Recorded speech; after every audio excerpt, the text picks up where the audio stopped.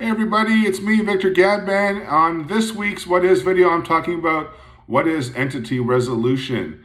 Now, entity resolution is matching data together. Now, if you have a database and different tables, you probably have a key that already links them, so that's easy. But when you're having like your own database and you're importing data from some online source and from a vendor, how do I then get all that data and put it together? Instead of having 50 pieces of data about the same person, how can I have one record, a complete 360 view? Could be a customer, a business, whoever I'm working with. So the key three terms you have to learn about for entity resolution matching is first, deduplication. I have to dedupe my records. I don't want to have duplicates. If I have the same customer mentioned 50 different ways, that's not 50 customers, that's one customer. So I want to be able to ensure they get rid of duplicates and I know I'm counting my records correctly, I'm counting my customers correctly. The second part is canonicalization. Really big word, but it just means finding a common format.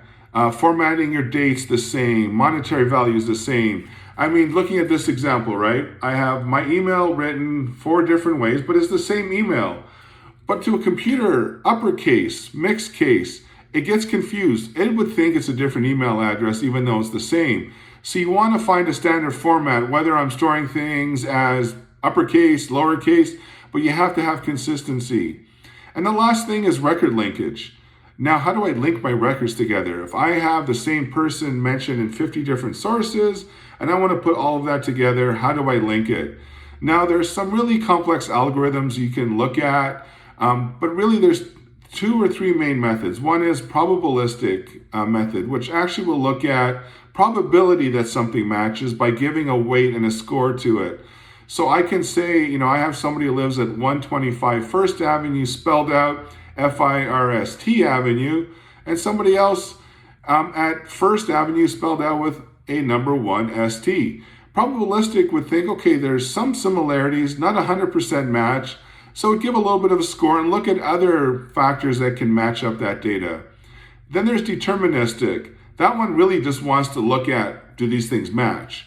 So First Avenue spelled out versus the number, it would think, no, it's not a match. Even though it is, it's the same address. And this goes back to, right, finding a common format, but having a way to ensure you match the data.